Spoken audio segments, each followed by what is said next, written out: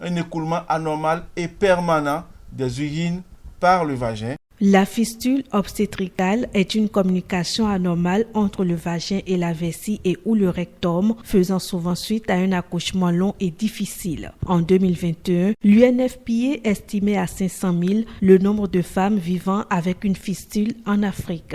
Les femmes qui présentent cette affection perdent des urines et des selles et en ressentent de la honte. Cette partie de la vessie et cette partie du vagin qui sont restées comprimées contre l'utérus ne vont pas être vascularisées. Cela veut dire que le sang ne va pas y circuler pendant plusieurs heures. Donc cette partie-là exclusivement va pourrir et va s'enlever. Ce qui va créer un orifice au niveau de la vessie et un orifice au niveau du vagin.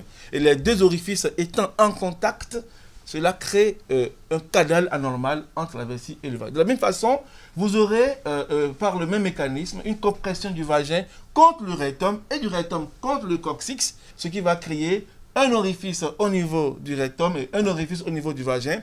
Et ces orifices étant en contact, cela crée une porte d'écoulement des selles par le vagin. Les grossesses précoces, rapprochées et non suivies médicalement constituent un ensemble de facteurs favorables à la survenue des fistules.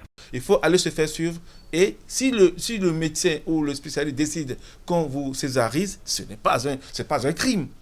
Non, la césarienne est bel et bien un moyen, comme l'accouchement normal, de vous sortir votre bébé. À la fin, vous aurez votre bébé et vous serez vivante vous-même. Aux agents de santé, je voudrais bien dire, une femme enceinte à terme à l'hôpital doit être prise en charge de façon urgente. Dans certains pays, la femme atteinte de fistule obstétricale fait face à l'abandon et au rejet et est exposée à des risques accrus de violence. Et pourtant, elle ne demande qu'une chose, un meilleur accès à des soins de qualité. Heureusement au Bénin, la Fondation Claudine Talon redonne de l'espoir à de nombreuses femmes victimes de ce mal.